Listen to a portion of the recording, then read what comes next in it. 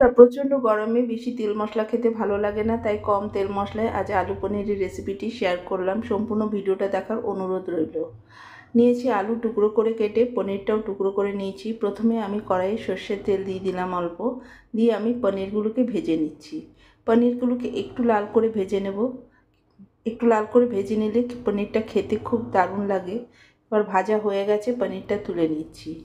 এরপরে ওই তেলের মধ্যে আমি বাকি রান্নাটুকু করে নেব। ওই তেলের মধ্যে দিয়ে দিলাম 1 চামচ ফোড়নে। এরপরে কেটে রাখা আলুটাকে দিয়ে ভালো করে নাড়িয়ে চাড়িয়ে নিতে হবে।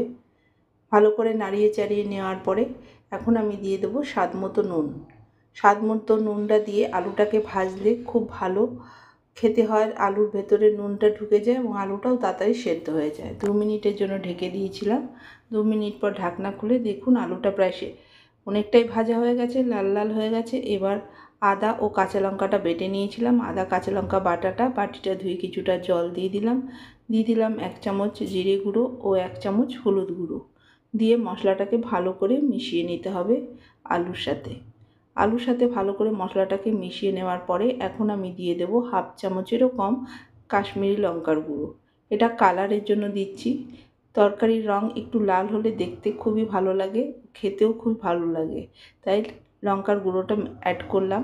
দিয়ে দিচ্ছি সামান্য একটু জল দিয়ে ভালো করে নাড়িয়ে চাড়িয়ে মশলাটাকে কষাতে হবে। যেহেতু কম তেলে রান্না করছি তাই বারে বারে একটু জল দিয়ে মশলাটাকে কষাতে হবে, নাহলে তরকারিটা যদি নিচের থেকে লেগে যায় তাহলে তরকারির স্বাদটাই অন্যরকম হয়ে যাবে, খেতে ভালো লাগবে না। ওই জন্য আবার 2 মিনিটের জন্য ঢেকে দিলাম। এবার 2 মিনিট পর ঢাকনা খুলে আবার নাড়িয়ে চাড়িয়ে আরও কিছুটা একটু জল দিয়ে দেব।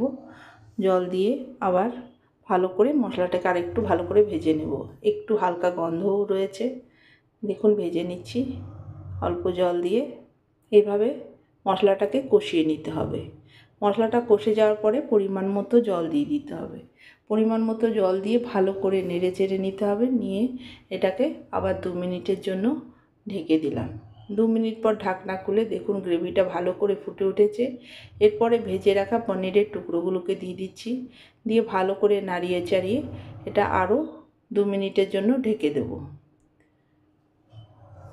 2 মিনিট পর ঢাকনা খুলে দেখুন একদম রেডি হয়ে গেছে আলু পনিরের একটি মজাদার রেসিপি। অবশ্যই ট্রাই করুন। খুব কম তেল মশলায় রেসিপিটা খেতে কিন্তু দারুণ লাগে। অবশ্যই কমেন্ট করে জানাবেন, লাইক শেয়ার করতে ভুলবেন না, সাবস্ক্রাইব করে চ্যানেলের সাথে থাকুন। ভালো থাকুন, সুস্থ থাকুন।